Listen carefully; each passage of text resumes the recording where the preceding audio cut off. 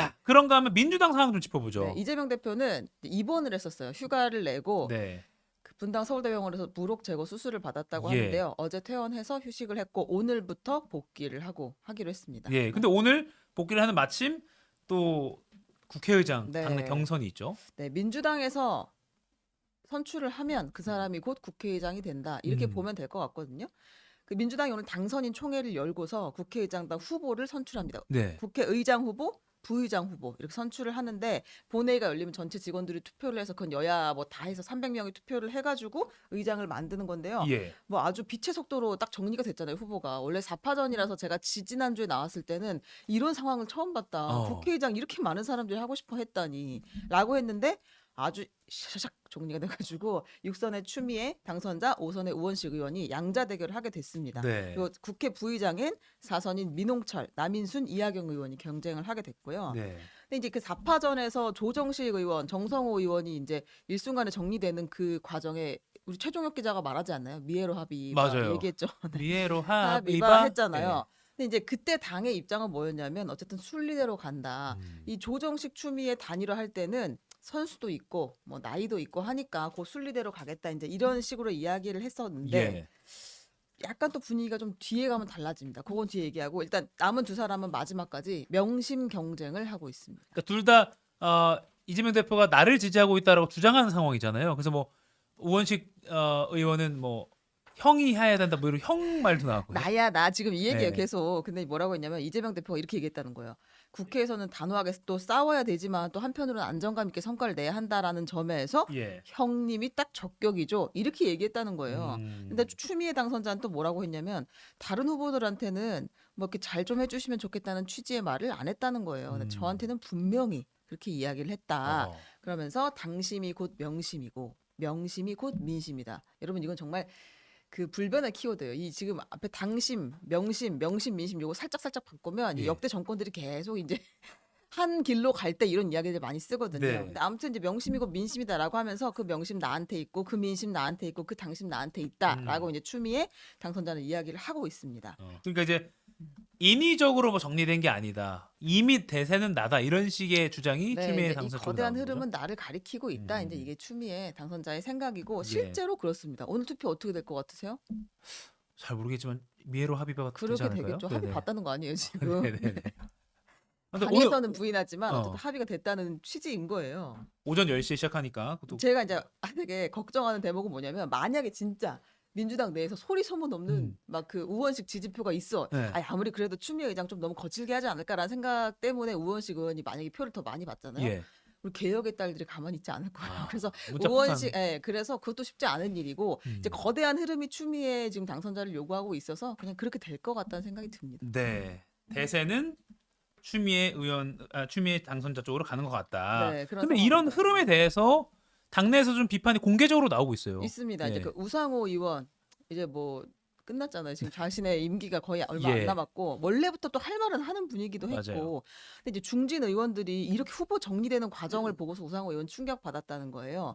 중진들이 중간에 드롭하는 모양을 보면서 난 자괴감이 들었다. 왜요? 이게 누군가의 권유를 받아서 어쨌든 출마도 본인이 이제 고민 끝에 선택하는 거고 불출마도 본인이 결정을 하는 것인데 네. 사실 이제 박찬대 원내대표가 이 단일화 혹은 이제 불출마 과정에 개입했다는 얘기가 파다했어요. 네. 당에선 공식적으로 부인을 하고 있지만 그럼 이 박찬대 원내대표가 그만하라고 그만할 수 있었겠어? 이거 당연히 이재명 대표의 뜻이 반영됐으니까 그렇게 된 거 아니야? 아하. 그리고 정성호 의원이 지금 많이 힘들대요, 마음과 몸이. 그래서 이걸 보면서 누군가의 권유를 받아서 이게 중단한 거라면 이건 정말 심각한 문제다. 당의 민주주의가 없는 거 아하. 아니냐라는 게 우상호 의원의 지적이었어요. 물러나는 거 자체도 그렇지만 뭐 권유가 들어오고 네. 말이 권유지 뭐 이렇게 압박 사실상 이런 게 그렇죠. 있었다면 정말 당내 민주주의 절차가 지켜지지 않는 것이다. 네. 아하, 그런 그런 취지로. 이야기를 비판을 했습니다. 그렇군요. 어쨌든 오늘 이제 오전에 민주당 내 경선이 있을 것이고 앞으로 이제 그렇게 되면 이 다음부터 이제 관례대로 가는 거네. 이제 국회 열리면 이제 재적 의원들 과반 투표해서 네. 뭐 그냥 추대되는 형식으로 거의 그렇죠. 만장일치 여야 의원 할 것 없이 이제 한 명 후보가 나오면 되잖아요. 그렇죠? 그렇죠. 네. 그렇게 절차가 물론 진행될 것 그때도 같다. 이제 국민의힘 의원들이 반대를 던질 수도 있겠죠. 음. 근데 그거는 두고 봐야 될 일이고 그렇다고 하더라도 이제 민주당 의원들이 찬성을 대부분 하게 되면 가는데 의장이 예, 되겠죠. 아무튼 이번 국회의장 선출 자체가 계속 이례적인 일이기 때문에 말씀하신 대로 나중에 민주당 내에서 후보가 한 명이 추려지고 본회의로 가서 여야가 모두 투표할 때도 약간 네. 이례적인 일들이 있지 않을까라는 그런 스토리도 시나리오도 나오고 있는 것 같습니다. 근데 뭐 사실상 추미애 의장을 강하게 만드는 것은 그러니까 네. 의장 후보의 당선 가능성을 높이는 것은 윤석열 대통령이에요 지금. 아, 선거운동 하고 있는 거예요 사실. 그러니까 그러니까 어제 또 핫플레이스였던 네. 조계사에서 사진 한번 띄워주세요. 조계사에서. 요 사진이 또 있었습니다. 제목도 연합뉴스도 이렇게 달았더라고요. 윤 대통령, 추미애 당선인 바라보는 윤 대통령 이렇게 해가지고. 서로의 공허한 눈빛을 잘 보죠. 어. 저는 항상 이 사진을 보면 눈빛을 보는데 네. 옆에 서로 있는 걸 알잖아요. 예. 좀 모를 수 없잖아요. 맞아요. 근데 이제 서로 다른 방향을 계속 바라보고 있잖아요. 지금 윤 대통령은 이렇게 추미애 네. 당선인을 보고 있고 추미애 당선자 당연히 이제 오른쪽에 윤 대통령 지나가면서 의식했을 거로 그럼요, 보이는데 그럼요. 네. 이런 사진도 이제 오늘 마침 국회의장 당내 경선이 있기 때문에 그리고 차기 국회의장으로 거의 많이 유력하다는 스토리가 나오고 있기 때문에 이런 사진조차 이 투샷이 굉장히 의미 있게 받아들여지고 있습니다. 네, 정말 당선이 되면 이제 네. 윤석열 대통령이 시정연설 왔을 때 추미애 의장이 위에 있고 이제 윤석열 대통령이 아래에 딱 연단에 서는 네. 이제 그런 사진도 아마 나올 수 있겠죠.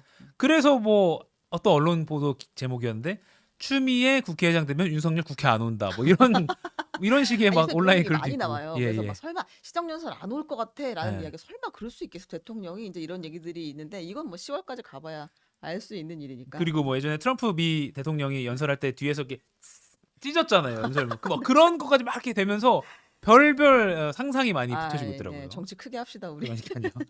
자, 그리고 상임위원장 이야기를 좀 해보죠. 네. 네네. 뭐 당연히 법사위 가지고 뭐 이제 네, 어떻게 될지. 민주당에서는 그러니까 처음부터 국회의장은 뭐 당연히 우리가 일당이니까 가져오는 거고 그건 뭐 협의 여지가 없는 거고 네. 법사위원장, 운영위원장 다 민주당이 가지고 올 것이다라고 이야기를 했고 이제 그게 아주 강한 입장인 것 같아요. 근데 그거는 아마 이제 여야가 협상하는 과정에서 매우 큰 진통을 겪을 겁니다. 네. 여당 입장에서 운영위원장을 내줘 버리면 야당에서 계속 이제 대통령실을 소환할 것이기 때문에 그거 너무 못 견뎌할 거거든요. 그것도 협의가 힘들 것이고 네. 그리고 민주당에서 한 발 물러선 것이 지금 이제 25만 원 민생 지원금인데 그거는 아마 이제 눈치를 보아하니 이제 민주당 말고는 그걸 세게 요구하는 데가 없기도 하고 그다음에 여당에서 추경호 의원 제가 전에도 추경호 원내대표 얘기했지만 이분이 절대 하지 않을 것이 추경이라고 추경, 말했잖아요. 예. 진짜 싫어해요. 그 예. 확장 재정을 너무 싫어하는 사람이라 만약에 이게 첫 의제였으면 여야 원내대표 협상은 아예 안 됐을 것 같아요. 근데 이제 거기서 이런저런 이제 쟁점들이 있는데 민주당 내만 두고 보면 또 재미있는 일이 있습니다. 예. 민주당의 3선이 너무 많아요. 아. 민주당의 4선도 많습니다. 의원이 많으니까 어쩔 수가 없어요. 그러니까 보통 상임위원장이 3선 3선이 이상 상임위원장을 그쵸. 보통을 하죠. 근데 4선까지 상임위원장 안 해본 사람 거의 없기 때문에 보통은 3선들이 쭉 이제 진용을 갖추죠. 그리고 그 밑에 간사들이 있는데 국회에서는 여야 간사가 협의를 해야 일정이 진행되니까 그쵸. 보통 재선들이 간사를 맡아요. 그리고 이제 그 밑에 음. 초선들이 쭉 서 있는데 민주당에서 이번에 어떻게 하기로 했냐? 숫자 많잖아요. 하고 싶은 사람 많잖아요. 옛날에 민주당의 지금까지의 관례는 뭐였냐면 이건 법칙은 아닙니다. 관례는 상임위원장은 3선이 대부분 하고 네. 3선 중에서도 나이 순으로 찍는 거예요. 내가 어디 가고 싶다. 아. 그래서 제가 처음에 이게 무슨 나이가 깡패도 아니고 민주당 당직자들한테 그런 질문을 많이 했었어요. 예. 나이가 그렇게 중요하냐고 여기서. 그러게요. 자기 전문 분야가 있는데 근데 대부분 전문 분야를 고려하지만 순서대로 형님 먼저 가시고 그다음 남은 자리 나오고 가고 이런 식이었었어요. 그랬는데 이번에는 이 나이 파괴하겠다는 거예요. 어허. 전문성 위주로 가겠다. 나이가 최우선 기준은 아니다. 그다음에 간사도 보통 재선들이 했는데 초선도 할 수 있다. 이렇게 된 초선까지. 거예요. 예. 이렇게 되면 이제 만인에 의한 경쟁이 되게 되겠죠. 그러네요. 누가 더 잘할 수 있는지, 누가 더 선명하게 할 수 있는지를 또다시 경쟁을 하게 될 것 같습니다. 민주당 내에서. 상임위원장과 간사를 두고서도 네. 조금 이례적인 상황이 펼쳐지고 있다. 잘 되는 집안이잖아요. 많으니까 아하. 경쟁이 붙는 거고 그리고 더 선명하게 할 사람을 여기서 찾는 거예요. 그러니까 비판은 어떤 비판이 나오냐면 아니 추미애 조정식 단일화할 때는 연장자, 뭐 선수 이런 관례를 내서 단일화를 했는데 네. 여태 그 관례를 지키던 상임위원장과 간사는 그런 거 없이 기수파게 나이파게 해서 그냥 간다고 이제 이런 비판이 있을 수 있는데 전 이건 그냥 뉴 노멀인 것 같아요 이제. 뉴노멀. 네. 그렇죠. 아니 그러니까 맞는 것 같아요. 그러니까 이제 뭐 시대 흐름도 뭐 네. 나이가 뭐 그런 그럼요. 식으로 예, 요새 그러니까 다 30대 대표들이 이렇게 많은 세상에. 그러네요. 이준석 대표 잘하는 초선 이제 시작하는데 정치권에서는 거의 원로급 경력이잖아요. 그렇죠. 거의 그런 것처럼. 그다음 15년 했기 때문에 이제 원로는 원로입니다. 네. 아무튼 민주당 상임위원장과 간사도 이렇게 관례를 깨고 파격적으로 갈지 이것도 지켜볼 대목입니다. 네.